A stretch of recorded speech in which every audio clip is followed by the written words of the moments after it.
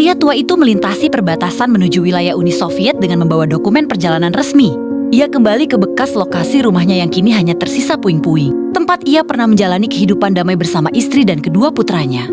Dengan perasaan yang berat, ia mengumpulkan sisa-sisa kayu dari reruntuhan rumah tersebut untuk dibawa pulang ke Finlandia sebagai kenang-kenangan terakhir. Di sisi lain, di sebuah penjara terpencil di Siberia, seorang mantan komandan tentara akhirnya dibebaskan dari selnya. Ia kemudian dibawa untuk bertemu dengan seorang perwira tinggi Uni Soviet yang menugaskannya dalam sebuah misi khusus. Perwira tinggi itu mengetahui bahwa komandan tersebut adalah dalang dibalik pembantaian keluarga pria tua yang muncul di awal film. Sebuah peristiwa tragis yang mengubahnya menjadi sosok pembunuh legendaris yang dikenal sebagai si Abadi.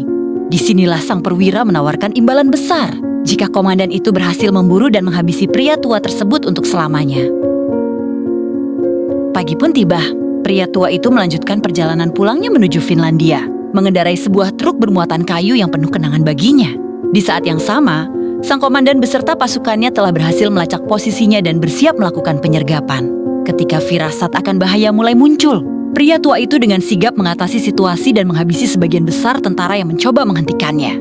Dalam aksi dramatis itu, tentara yang hendak mengempiskan ban truk mendadak terlempar ke arah mobil sang komandan ketika gas ditancap.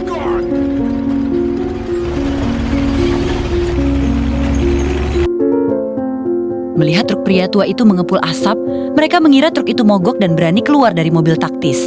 Ternyata, mereka salah besar.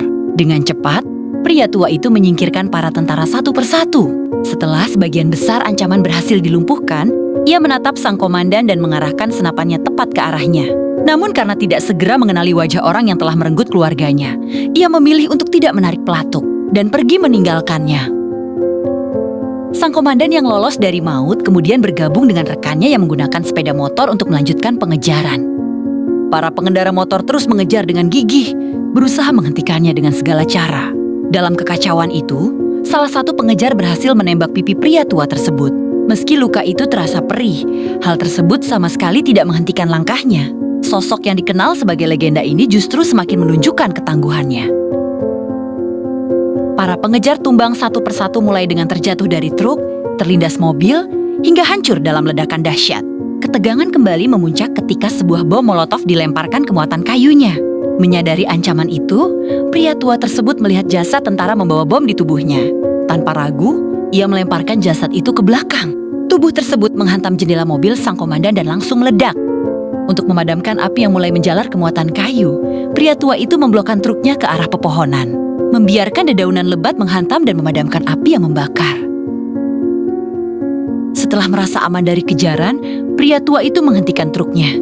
Ia segera memastikan muatan kayu tidak terbakar, mendinginkan mesin yang hampir mengalami panas berlebih, lalu membersihkan luka-luka di tubuhnya. Di tengah kelelahan itu, ia tak lupa memberi minum anjing setianya. Di sisi lain, sang komandan yang semakin kehilangan kesabaran akhirnya memberi perintah tanpa ampun. Ia memutuskan untuk meningkatkan skala serangan dengan memanggil bantuan udara dengan satu tujuan, menghancurkan pria tua itu sepenuhnya.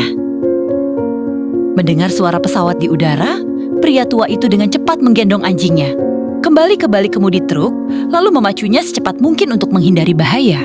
Ia sempat bersembunyi di sebuah lumbung terpencil, namun tempat itu akhirnya digempur serangan bom hingga rata dengan tanah.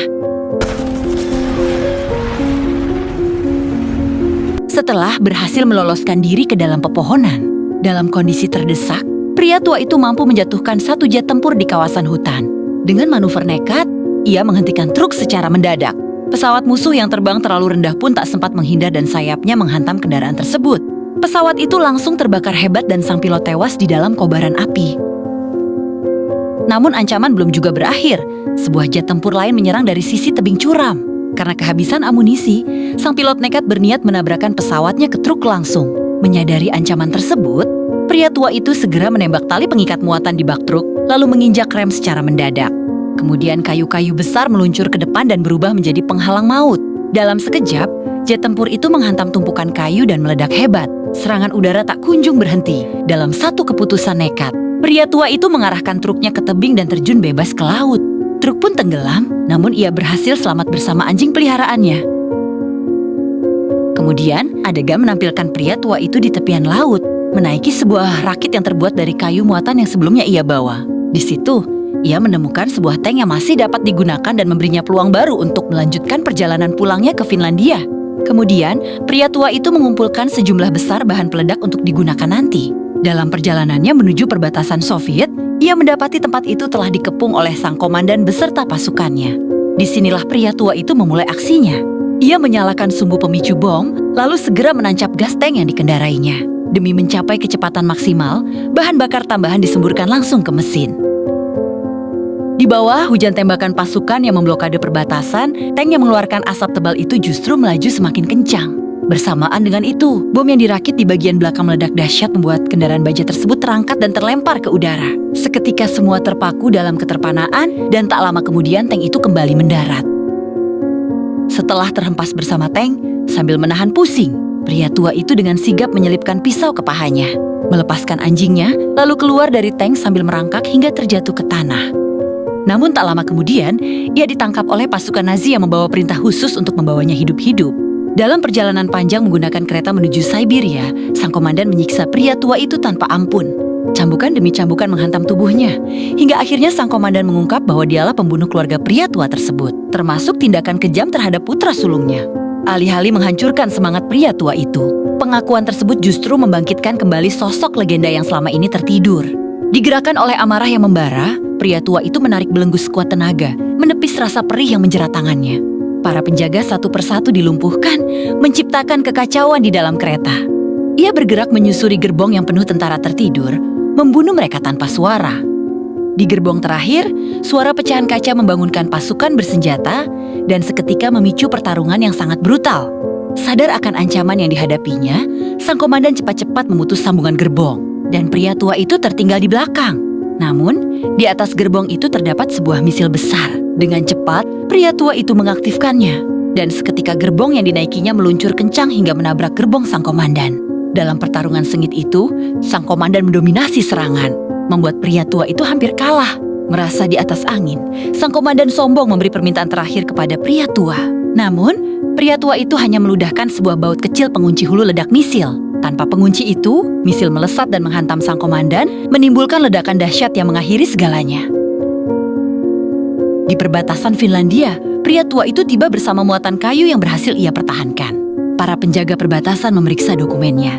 Seketika mereka memberi hormat kepada sosok legendaris yang berada di hadapannya. Di scene berikutnya, adegan menampilkan pria tua yang mulai membangun kembali rumah barunya. Dengan ditemani anjing setianya, perlahan kehidupan baru mulai terbentuk. Dan kemudian film pun selesai.